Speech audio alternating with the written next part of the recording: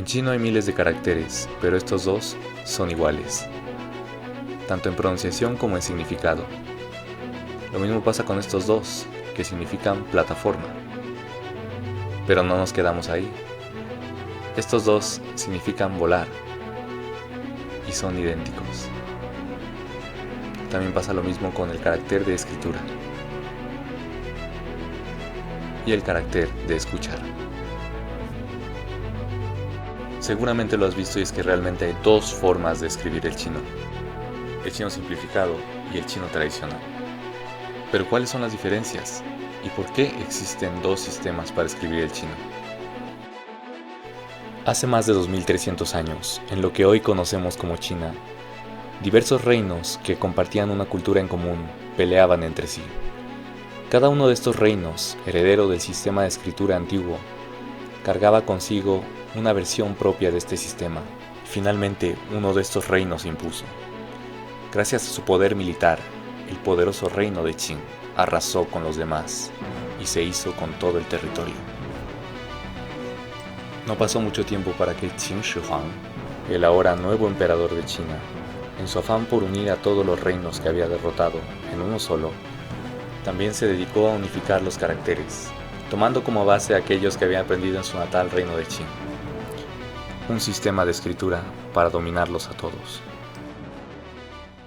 Pero la dinastía Qin no iba a durar para siempre. De hecho, se disolvió tan rápido como murió el emperador. A pesar de eso, y aunque las guerras volvieron a empezar y las dinastías volvieron a surgir, la escritura se quedó congelada. Todo el mundo había normalizado los caracteres que en ese tiempo se habían inventado. La nueva escritura se propagó, florecieron las artes y nació la caligrafía como la conocemos. La forma de escribir también se congeló en el tiempo, convirtiéndose en el chino clásico.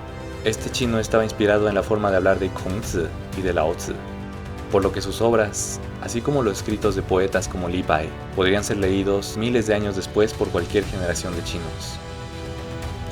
La caligrafía del famoso Wang Xizhi sería copiada y calcada a través de los siglos y sus trabajos serían esparcidos por varias naciones. Esta congelación en el tiempo del idioma y de la escritura permitiría que todos se nutrieran de los conocimientos antiguos. Gracias a esto, se forjaría la cultura china como la conocemos.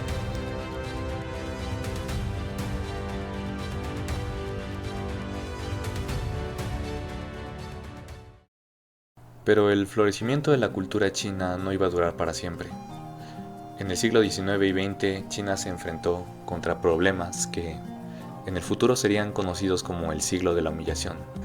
China se enfrentó a Inglaterra, a Francia, Alemania y Estados Unidos, en la Primera y Segunda Guerra del Opio, en la Guerra Sino-Francesa, y también fue derrotada por Japón en la Guerra Sino-Japonesa.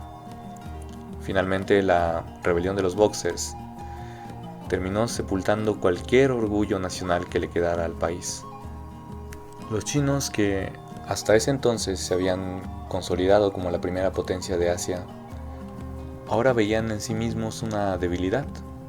Habían sido humillados una y otra vez por cualquier potencia europea que se les hubiera puesto enfrente. E incluso por Estados Unidos, que era una nación joven, o Japón, que siempre había sido más débil que ellos. Los chinos, humillados, no se quedaron en silencio y buscaron explicación a esta debilidad. ¿Qué había pasado? ¿Cómo es posible que el país que estaba en el centro del universo cayera como si nada? En 1911 estalló la revolución de Xinhai, que derrocó al gobierno imperial chino y terminó con 4000 años de tradición imperial. 8 años después, y en medio del tumulto de la revolución, algunos intelectuales chinos llevaron a cabo lo que se conoció como el movimiento del 4 de mayo. En este movimiento, entre otras cosas, se buscaba eliminar aquellos aspectos que los intelectuales entendían que habían debilitado a China con el paso de los años. Y muchos de estos aspectos tenían que ver profundamente con la cultura antigua, la cultura imperial, y la cultura ajena a lo nuevo, a lo occidental, a lo que había triunfado. Muchos intelectuales argumentaban, por ejemplo, que la existencia del idioma antiguo, que era un remanente de la cultura que había existido hace más de 2000 años, y que no se correspondía con el idioma hablado, era un atraso. y durante este tiempo trataron de reformarse los pilares de la cultura china. Incluso la vestimenta cambió. Se obligó a aquellos que llevaban la antigua trenza de la dinastía Qing a quitársela, y las mujeres vistieron de una forma más occidental. Los caracteres chinos no se libraron de este ataque, puesto que eran difíciles de escribir, de aprender y de leer. Algunos intelectuales como Lu Xun incluso llegaron a afirmar que si continuaban existiendo los caracteres chinos, China inevitablemente moriría. Algunos intelectuales trataron de encontrar un punto medio que permitiera salvar a los caracteres chinos y satisfacer a los más radicales. Propusieron la idea de simplificar muchos de los caracteres, hacerlos más fáciles de escribir, quitarles los trazos y devolverlos a formas que a lo mejor habían caído en desuso. Con esto en mente se propuso el primer round de simplificación de los caracteres chinos, pero fue rechazado, en parte por la inestabilidad del momento y por algunas discordancias internas entre los intelectuales. No obstante, la idea de simplificar los caracteres se quedó en el aire.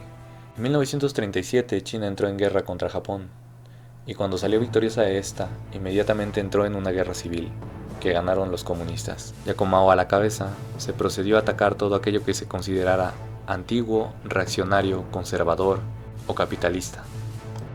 Fue en esta parte de la historia donde se destruyeron templos, textos antiguos y gran parte de lo que ahora consideramos el patrimonio cultural de China.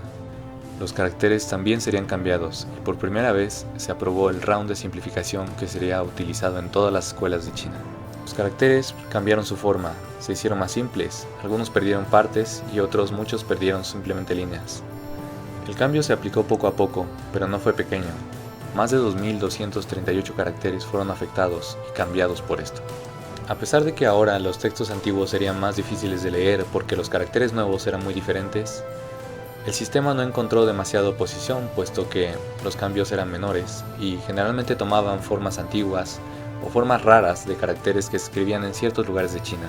No obstante, cuando un segundo round de caracteres simplificados se anunció, el cual no tenía respeto por las formas antiguas y deformaba en exceso muchos de los caracteres, haciendo completamente imposible de leer los textos antiguos, se rechazó.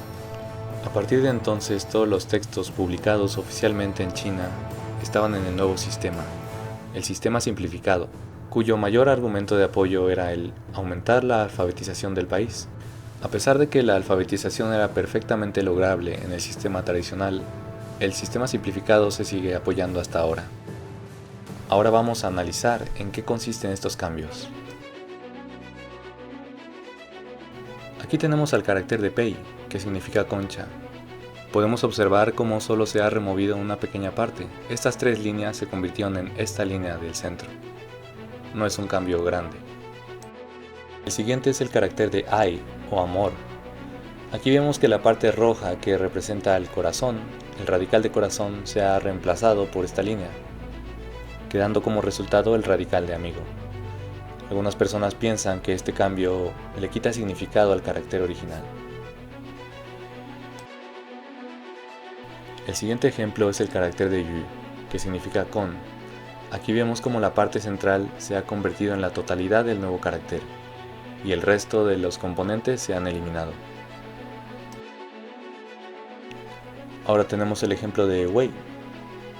En este carácter vemos cómo ha cambiado totalmente la forma y es completamente irreconocible de su forma original. Ahora en estos dos caracteres, que son el nombre de una provincia china, vemos como el carácter de abajo, el de Guang, ha sido afectado, se le ha removido una parte, pero el segundo carácter, el de Xi, está idéntico. Los caracteres, como ya te lo dije, fueron implementados masivamente en la educación de China. Sin embargo, en otras regiones que estaban fuera de la esfera comunista, estos caracteres no se implementaron y se conservaron los tradicionales. Es por ello que hoy, al abrir YouTube o alguna página que esté fuera de China, solemos encontrarnos con caracteres tradicionales, los cuales están en amplio uso aún y son recomendables de aprender para cualquiera que esté interesado en la cultura antigua. Actualmente los dos sistemas conviven entre sí y están en cierta manera peleados, pero eso no quita que los estudiantes que aprendieron por primera vez caracteres simplificados puedan leer el tradicional, y aquellos que estudiaron con caracteres tradicionales también saben leer el simplificado. Ahora que ya conoces su historia, tú decides. ¿Te quedas con este o con este? ¿O con los dos?